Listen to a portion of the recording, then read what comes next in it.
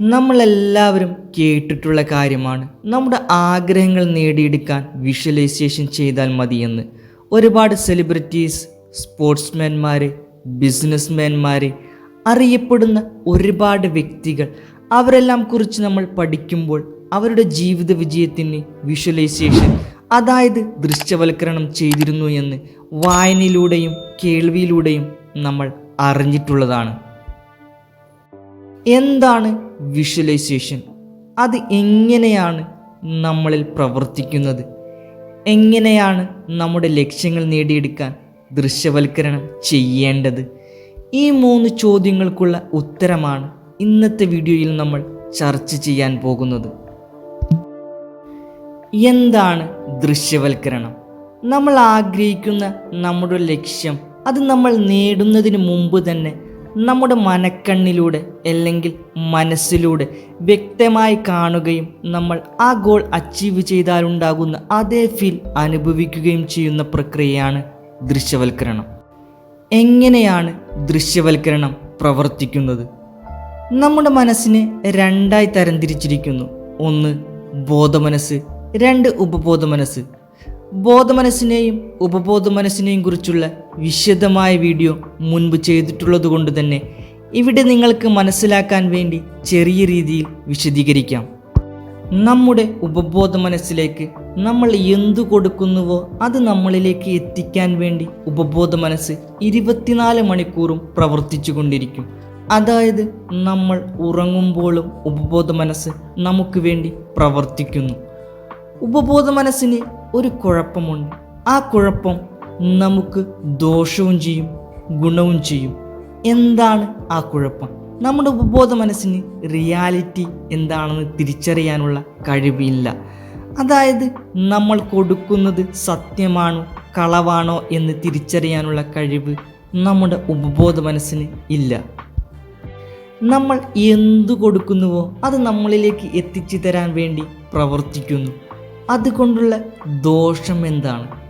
നമ്മൾ നെഗറ്റീവായ കാര്യം കൊടുത്താലും അത് നടപ്പിലാക്കി തരും എന്നുള്ളതാണ്.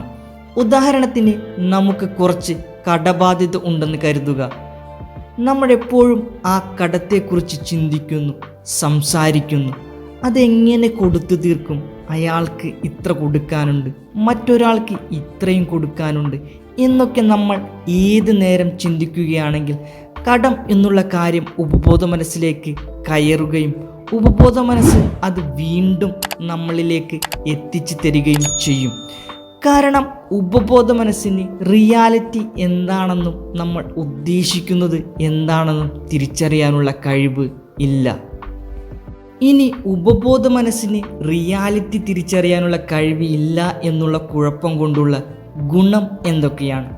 നമുക്ക് വേണ്ട കാര്യങ്ങൾ ഉപബോധ മനസ്സിലേക്ക് കൊടുക്കാനും അതുവഴി നമ്മളിലേക്ക് നമുക്ക് വേണ്ട കാര്യങ്ങൾ ആകർഷിക്കാനും കഴിയും.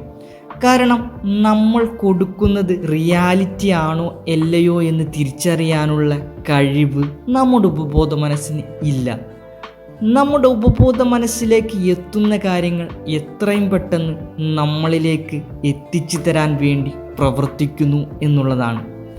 ആ കടം വീടണം എന്നതിന് പകരം നമ്മളിലേക്ക് സമൃദ്ധി വന്നുകൊണ്ടിരിക്കുന്നു, പണം വന്നുകൊണ്ടിരിക്കുന്നു എന്നൊക്കെ ചിന്തിക്കുകയാണെങ്കിൽ ആ സമൃദ്ധി, ആ പണം എന്നത് നമ്മുടെ ഉപബോധ മനസ്സിലേക്ക് കയറുകയും അത് എത്രയും പെട്ടെന്ന് നമ്മളിലേക്ക് എത്തിക്കാൻ വേണ്ടി ഉപബോധ മനസ്സ് പ്രവർത്തിക്കുകയും ചെയ്യും. അതുകൊണ്ടാണ് എപ്പോഴും പോസിറ്റീവായിരിക്കണം, പോസിറ്റീവായി ചിന്തിക്കണം, പോസിറ്റീവായി സംസാരിക്കണമെന്ന് എപ്പോഴും പറയുന്നത്. നമ്മുടെ ഉപബോധ മനസ്സിലേക്ക് എത്തുന്ന കാര്യം പ്രപഞ്ചത്തിലേക്ക് പോവുകയും ആ ഫ്രീക്വൻസിയിലുള്ള വ്യക്തികൾ, സാഹചര്യങ്ങൾ, സാധനങ്ങൾ എന്നിവയിലൂടെ നമ്മളിലേക്ക് നമ്മൾ ആഗ്രഹിച്ച ആ കാര്യം ആകർഷിക്കുകയും ചെയ്യുന്നു.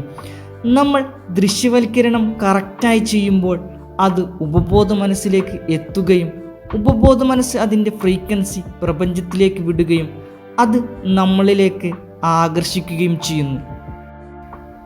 എങ്ങനെയാണ് നമ്മുടെ ലക്ഷ്യങ്ങൾ നേടിയെടുക്കാൻ വേണ്ടി നമ്മൾ ദൃശ്യവൽക്കരണം നടത്തേണ്ടത്? ആദ്യമായി നമ്മൾ ദൃശ്യവൽക്കരിക്കാൻ ഉദ്ദേശിക്കുന്ന നമ്മുടെ ലക്ഷ്യം നടന്നു കഴിഞ്ഞ് എന്നുള്ള രൂപത്തിൽ വിശദമായി എഴുതുക എന്നുള്ളതാണ്. എത്രത്തോളം റിയാലിറ്റിയിൽ അത് എഴുതാൻ പറ്റുമോ അത്രത്തോളം നമ്മൾ എഴുതുക. അതിനുശേഷം നമ്മൾ ദൃശ്യവൽക്കരണം നടത്തുന്നതിന് മുമ്പ് അത് 1, 2, 3 വട്ടം വായിക്കുക. അതിനുശേഷം ശാന്തമായ ഒരു സ്ഥലം കണ്ടെത്തുകയും അവിടെ ഇരിക്കുകയോ കിടക്കുകയോ ചെയ്യാം. പതിയെ കണ്ണുകൾ അടക്കുക. നമ്മുടെ ശ്വാസത്തിലേക്ക് ശ്രദ്ധയെ കൊണ്ടുവരിക. നിങ്ങൾ ശ്രദ്ധിച്ചിട്ടുണ്ടോ എന്നെനിക്കറിയില്ല, നമ്മുടെ ശ്വാസം നമ്മൾ മൂക്കിലൂടെ എടുക്കുമ്പോൾ ഒരു തണുത്ത കാറ്റും ശ്വാസം വിടുമ്പോൾ ആ കാറ്റിന് നേരിയൊരു ചൂടും ഉണ്ട് എന്നുള്ള കാര്യം. നിങ്ങൾ നിങ്ങളുടെ ഒരു വിരൽ മൂക്കിന് താഴെ വെച്ച് അതിനുശേഷം നിങ്ങൾ ശ്വാസം ഉള്ളിലേക്കെടുത്തും പുറത്തേക്ക് വിട്ടും ഒന്ന് പരീക്ഷിച്ചു നോക്കുക.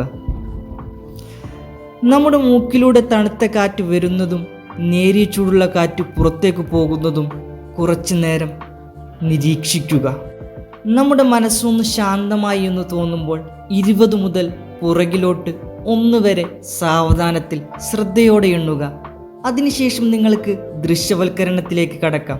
നിങ്ങൾക്കത് ആകാശത്ത് കാണുന്നത് പോലെ സങ്കല്പിക്കാം, അല്ലെങ്കിൽ ഒരു വലിയ TV സ്ക്രീനിൽ കാണുന്നത് പോലെയും സങ്കല്പിക്കാം. നിങ്ങൾക്ക് എങ്ങനെയാണോ കംഫർട്ടബിൾ അതുപോലെ സങ്കല്പിക്കാം. ഇനി എങ്ങനെയാണ് കാണേണ്ടത്? നമ്മളൊരു ഫിലിം കാണുന്നത് പോലെ വിശദമായി സൗണ്ടോടുകൂടി നല്ല കളർഫുള്ളായി കാണാൻ ശ്രമിക്കുക. നമ്മൾ ദൃശ്യവൽക്കരണം ചെയ്യുമ്പോൾ നല്ല വിശ്വാസത്തോടു കൂടിയും നമ്മുടെ പഞ്ചേന്ദ്രിയങ്ങളെയും ഫീലിങ്സിനെയും അതിൽ ഉൾപ്പെടുത്തേണ്ടതുമുണ്ട്. ഇത് ഏറ്റവും ഇമ്പോർട്ടൻ്റായ ഒരു കാര്യമാണ്. നമ്മൾ കുറച്ചു മുമ്പ് പറഞ്ഞില്ലേ, നമ്മുടെ ഉപബോധ മനസ്സിലേക്ക് എത്തുന്ന കാര്യം ഉപബോധ മനസ്സ് ആ ഫ്രീക്വൻസി പ്രപഞ്ചത്തിലേക്ക് വിടുകയും അത് നമ്മളിലേക്ക് ആകർഷിക്കുകയും ചെയ്യുമെന്ന്. വെറുതെ ഒരു കാര്യവും നമ്മുടെ ഉപബോധ മനസ്സിലേക്ക് കയറുകയില്ല. അതാണ് നമ്മൾ അഫർമേഷൻ ചെയ്യുമ്പോഴും അല്ലെങ്കിൽ വിഷ്വലൈസേഷൻ ചെയ്യുമ്പോഴും അല്ലെങ്കിൽ നമ്മൾ ലോ ഓഫ് അട്രാക്ഷൻ്റെ ഏത് ടെക്നിക് പ്രാക്ടീസ് ചെയ്യുമ്പോഴും നല്ല വിശ്വാസത്തോടു കൂടി നല്ല ഫീലിങ്സോടു കൂടി ചെയ്യാൻ പറയുന്നത്. വെറുതെ ആർക്കോ വേണ്ടി എന്തോ കാട്ടിക്കൂട്ടി ചെയ്യുന്നവരാണ് ലോ ഓഫ് അട്രാക്ഷൻ സത്യമല്ല, അത് പ്രവർത്തിക്കില്ല എന്നൊക്കെ പറയുന്നത്. നമ്മുടെ ഉപബോധ മനസ്സിലേക്ക് ഒരു കാര്യം കയറുന്നത് നമ്മുടെ പഞ്ചേന്ദ്രിയങ്ങൾ വഴിയും നമ്മുടെ ഇമോഷനിലൂടെയും റിപ്പീറ്റേഷനിലൂടെയും ഒക്കെയാണ്. അതായത് നമ്മൾ റിപ്പീറ്റായി കാണുന്നതിലൂടെ, റിപ്പീറ്റായി കേൾക്കുന്നതിലൂടെ, റിപ്പീറ്റായി ചിന്തിക്കുന്നതിലൂടെ, നിരന്തരം സ്പർശിക്കുന്നതിലൂടെ, സ്മെല്ല് ചെയ്യുന്നതിലൂടെ, സംസാരിക്കുന്നതിലൂടെ, നമ്മുടെ ഇമോഷനുകളിലൂടെയും ഉപബോധ മനസ്സിലേക്ക് ഓരോ കാര്യങ്ങളും കയറുന്നത്.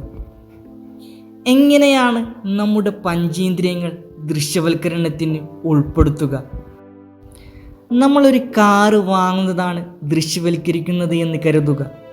നമ്മൾ ഷോറൂമിലേക്ക് നടന്ന് കയറുന്നതും നമ്മൾ വാങ്ങിക്കാൻ ഉദ്ദേശിച്ച ആ കളറുള്ള ആ വാഹനത്തെ നമ്മൾ കാണുന്നതും ആ വാഹനം വാങ്ങാൻ നമ്മൾ ചെക്കോ പണമോ നൽകുന്നത്, അതിനുശേഷം ആ വാഹനത്തിൻ്റെ താക്കോൽ സന്തോഷപൂർവ്വം സ്വീകരിക്കുന്നത്, പിന്നീട് ആ വാഹനത്തെ സ്പർശിക്കുന്നത്, അതിൻ്റെ ഡോറ് തുറന്ന് ഉള്ളിലേക്ക് കയറുന്നതും ആ പുതിയ വാഹനത്തിൻ്റെ സ്മെല്ല് ഫീൽ ചെയ്യുന്നതും ആ AC-യുടെ തണുപ്പ് അനുഭവിക്കുന്നതും, നമ്മളോടൊപ്പം നമ്മുടെ ഭാര്യയോ കുട്ടികളോ അച്ഛനോ അമ്മയോ ഉള്ളത്, അവരുടെ സന്തോഷം നമ്മൾ കാണുന്നത്, ആ വാഹനം സ്റ്റാർട്ട് ചെയ്യുമ്പോഴുള്ള ആ ശബ്ദം നമ്മൾ കേൾക്കുന്നു, പിന്നീട് നമ്മൾ ആ വാഹനം ഡ്രൈവ് ചെയ്യുന്നു, നമ്മുടെ ബന്ധുക്കൾക്കും അയൽവാസികൾക്കും ഫ്രണ്ട്സിനും നമ്മൾ മധുരം കൊടുക്കുന്നതും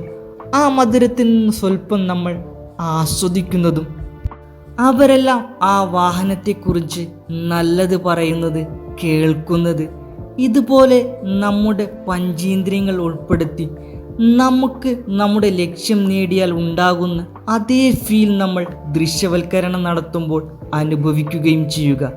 ഒരു പ്രധാനപ്പെട്ട കാര്യം നമ്മൾ ശ്രദ്ധിക്കേണ്ടതുണ്ട്. ദൃശ്യവൽക്കരണം നടത്തുമ്പോൾ എല്ലാ ദിവസവും ഒരുപോലെ കാണാൻ ശ്രമിക്കുക. പലരും ചെയ്യുന്നൊരു തെറ്റായ കാര്യം, ഇന്ന് നമ്മൾ മാരുതിയുടെ ഒരു പച്ച കളറുള്ള വണ്ടിയാണ് ദൃശ്യവൽക്കരിച്ചത് എങ്കിൽ 2 ദിവസം കഴിയുമ്പോൾ വേറെ ആരോ ആ വണ്ടി നല്ലതല്ല എന്ന് പറയുന്നു.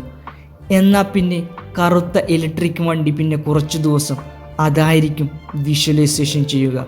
പിന്നെ കുറച്ച് ദിവസം കഴിയുമ്പോൾ വീണ്ടും അത് മാറ്റി വേറെ ഏതൊരു വണ്ടിയിലേക്ക് നമ്മൾ മാറും.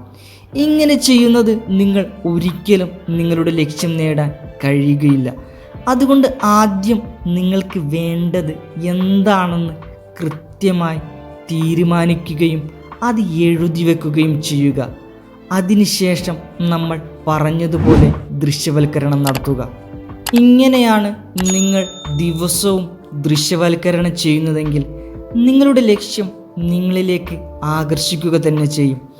ആദ്യത്തെ കുറച്ച് ദിവസങ്ങളിൽ നമ്മൾ ദൃശ്യവൽക്കരണം നടത്തുമ്പോൾ കോൺസെൻട്രേഷൻ ഒന്നും കിട്ടില്ല, നമുക്കത് ക്ലിയറായി കാണാൻ കഴിയില്ല. അതുകൊണ്ടൊന്നും പേടിക്കേണ്ട ഒരാവശ്യവുമില്ല. എനിക്ക് കറക്റ്റായി ദൃശ്യവൽക്കരണം നടത്താൻ പറ്റുന്നില്ല എന്ന് പറഞ്ഞ് നിർത്തേണ്ട കാര്യവുമില്ല. നമ്മുടെ മൈൻഡിന് മങ്കി മൈൻഡ് എന്നും കൂടി ഒരു പേരുണ്ട്. ആ പേര് വരാനുള്ള കാരണം നമ്മുടെ മനസ്സ് എപ്പോഴും കുരങ്ങിനെ പോലെ ചാടിക്കൊണ്ടിരിക്കും, വേറൊരു കാര്യത്തിലേക്ക്, അതിൽ നിന്ന് വേറൊരു കാര്യത്തിലേക്ക്. അതുകൊണ്ട് ദിവസവും പ്രാക്ടീസ് ചെയ്യുന്നതിലൂടെ മാത്രമാണ് നമ്മൾക്ക് നല്ല രീതിയിൽ ക്ലിയറായി ദൃശ്യവൽക്കരണം നടത്താൻ കഴിയുകയുള്ളൂ. ഈ വീഡിയോ നിങ്ങളുടെ ദൃശ്യവൽക്കരണത്തിന് ഒരു സ്റ്റെപ്പ് കൂടി മുന്നോട്ട് കൊണ്ടുപോകാൻ കഴിയുമെന്ന പ്രതീക്ഷയോടെ ഞങ്ങൾ നിർത്തട്ടെ.